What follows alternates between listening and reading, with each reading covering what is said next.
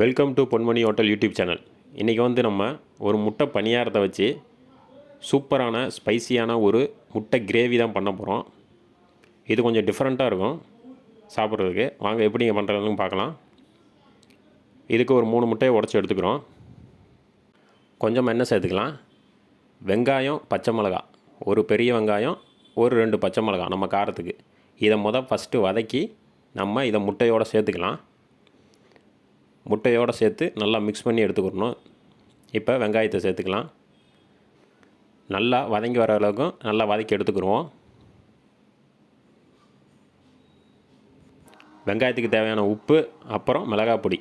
நல்லா நம்மளுக்கு ஸ்பைஸியாக வேணும்னு நினச்சிங்கன்னா மிளகாய் பொடி வந்து கொஞ்சம் அதிகமாகவே சேர்த்துக்கலாம். சேர்த்துட்டு நல்லா கலந்து விட்ருவோம். இப்போது இதை எடுத்து முட்டையோடு சேர்த்துக்கலாம். சேர்த்துட்டு நல்லா மிக்ஸ் பண்ணி விட்ருவோம். இப்போது பணியார பாத்திரம் அதை வச்சு நல்லா கல் சூடாகட்டும். இப்போ கொஞ்சமாக எண்ணெய் சேர்த்துட்டு ஒரு கரண்டி முட்டையை எடுத்து நம்ம இதில் ஊற்றிடலாம். இது பணியாரம் பண்ணுற மாதிரி தாங்க, ஈஸியாக பண்ணிடலாம்.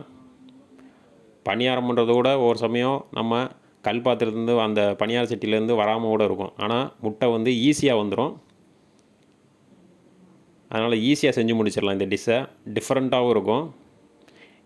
இது பார்த்தீங்கன்னா சப்பாத்தி, அப்புறம் தோசை, இதுக்கெல்லாம் அவ்வளோ டேஸ்ட்டாக இருக்குங்க. இதெல்லாம் பார்த்தீங்கன்னா எக்ஸ்ட்ரா இந்த மாதிரி ஒரு சட்டி நம்ம அவிச்சா தான் கரெக்டாக இருக்கும். ஏன்னா இது ஃபுல்லாத்தையும் வெறும் வாயிலே சாப்பிட்றலாம். எக்ஸ்ட்ரா ஒரு பாத்திரம் வச்சா தான் அது நம்மளுக்கு கிரேவிக்கு நிற்கும். ஏன்னா சூப்பராக இருக்கும். இது அவ்வளோ சாஃப்டாக இருக்கும். இப்போ நல்லா திருப்பி போட்டு ஒரு 2 நிமிஷம் வச்சோம்னா நல்லா வெந்து வந்துடும். இப்போது நம்மளுக்கு கிரேவிக்கு நம்ம என்னென்ன வேணும்னா, ஒரு பெரிய சைஸில் வெங்காயம், 2 தக்காளி, அதை வந்து நம்ம அரைச்சி சேர்க்க போகிறோம். வாங்க எப்படி பண்ணலாங்கன்னு பார்க்கலாம். இப்போ கருவேப்பிலை சேர்த்துக்கலாம். பூண்டு ஒரு 6 பல்லு பூண்டு சேர்த்துக்கிறோம். ஒரு பெரிய வெங்காயம் கட் பண்ணி வச்சுருக்கோம், அதை சேர்த்துக்கலாம். கொஞ்சம் வதக்கிடுவோம். ரொம்ப வதக்கணும்னு அவசியம் கிடையாது, லைட்டாக வதக்கினா போதும். காரத்துக்கு ஒரு 2 பச்சை மிளகா சேர்த்துருக்கோம். நல்லா வதங்கிருச்சு. இந்த டயத்தில் ஒரு 2 தக்காளி கட் பண்ணி வச்சுருக்கோம், அதை சேர்த்துக்கலாம். இதுக்கு அரைச்சி ஊற்றினா தான் இந்த கிரேவி வந்து டேஸ்ட்டு கொடுக்கும். இன்னொன்று டிஃப்ரெண்ட்டாக இருக்கும், நல்லாயிருக்கும். இப்போ கொத்தமல்லி சேர்த்துக்கலாம்.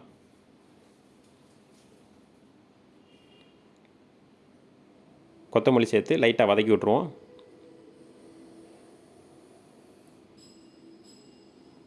இப்போ தக்காளி சேர்த்துக்கிறோம். தக்காளியை சேர்த்து லைட்டாக வதக்கிடலாம். பன்னீர் பட்டர் மசாலா இந்த மாதிரி நம்ம கிரேவி செய்வோம் பார்த்தீங்களா, அந்த மாதிரி நம்ம செய்கிறோம். இப்போ அதுக்கு தேவையான உப்பு சேர்த்துக்கிறோம். சேர்த்துட்டு நல்லா கலந்து விட்ருவோம். மஞ்சப்பொடி நல்லா கலந்து விட்ருவோம். போதும். இந்த டயத்தில் இதை நம்ம அரைச்சி எடுத்துக்கிடுவோம். நல்லா ஸ்பைஸியாக வேணும்னு நினச்சோம்னா மிளகாய் பொடியை நல்லா தூவி விடுங்க, அதான் நல்லா ஸ்பைஸியாக கிடைக்கும். இப்போது இதை நல்லா அரைச்சி எடுத்துருவோம். இந்த கிரேவியை ஈஸியாக பண்ணிடலாங்க. அவ்வளோ ஈஸியான டிஷ் இது. சிம்பிளாக ஏதாவது ஒரு டிஷ் பண்ணணும்னு நினச்சிங்கன்னா சப்பாத்தி, தோசைக்கெல்லாம் இந்த மாதிரி டிஷ்ஷை பண்ணிடுங்க.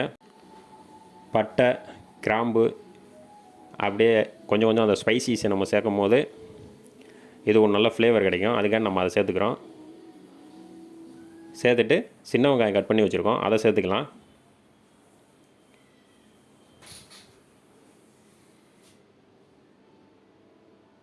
சேர்த்து விட்டு நல்லா வதக்கி எடுத்துருவோம். வெங்காயம் நல்லா வதங்கி வந்துட்டோம். போதும், நம்ம கொஞ்சமாக வெங்காயம் சேர்த்தாலே போதும். ஏன்னா நம்ம அதில் ரொம்ப வெங்காயம் சேர்த்து ஒரு வெங்காயம் ஃபுல்லாக அரைச்சி எடுத்துருக்கோம். அதனால் அதிகமான வெங்காயம் சேர்க்கணும் அவசியம் கிடையாது, லைட்டாக சேர்த்தா போதும். இப்போது நம்ம அரைச்ச மசாலா வந்து இதில் சேர்த்துக்கலாம். சேர்த்துட்டு நல்லா கலந்து விட்ருவோம். இப்போது நம்ம வீட்டில் அரைச்ச மசால் பொடி அதை வந்து நம்ம வச்சுருக்கோம், அதை சேர்ப்போம். அந்த மசால் பொடியோட வீடியோவோட நம்ம சேனலில் இருக்குது, வேணால் பார்த்துக்கோங்க. இப்போது நம்மளுக்கு காரம் நல்லா வேணுங்கிறதுக்காண்டி கொஞ்சம் மிளகாய் பொடியும் சேர்க்குறோம்.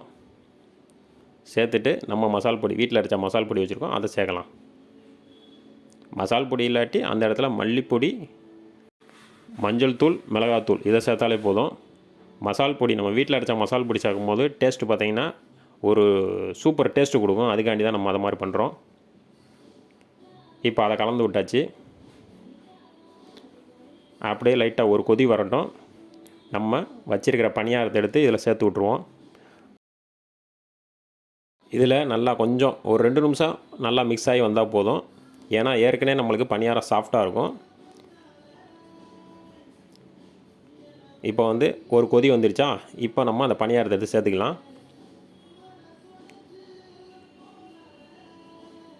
நல்லா மசாலாலாம் நல்லா வெந்து வந்துருச்சு.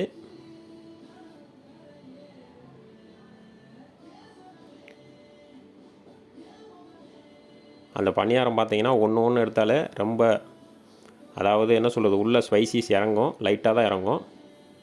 ஆனால் ஃபுல்லாக சுற்றி கிரேவியோட இதில் தான் நல்லா ஊறிடும் அது.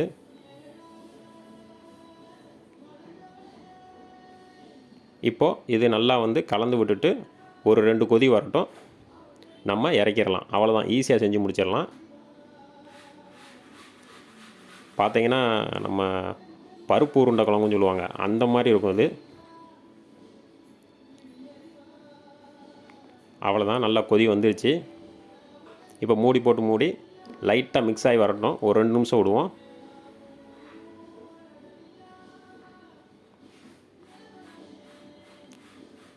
அவ்வளோதான், சூப்பராக ரெடி ஆயிடுச்சு. நல்ல ஸ்பைசியான ஒரு மசாலா முட்டை கிரேவி. அந்த முட்டையெல்லாம் பார்த்திங்கன்னா அவ்வளோ சாஃப்டாக இருக்கும். ஒரு டிஃப்ரெண்ட்டான ஒரு டிஷ். பிடிச்சிருந்தால் லைக் பண்ணுங்கள், ஷேர் பண்ணுங்கள், சப்ஸ்கிரைப் பண்ணுங்கள் ஃப்ரெண்ட்ஸ்.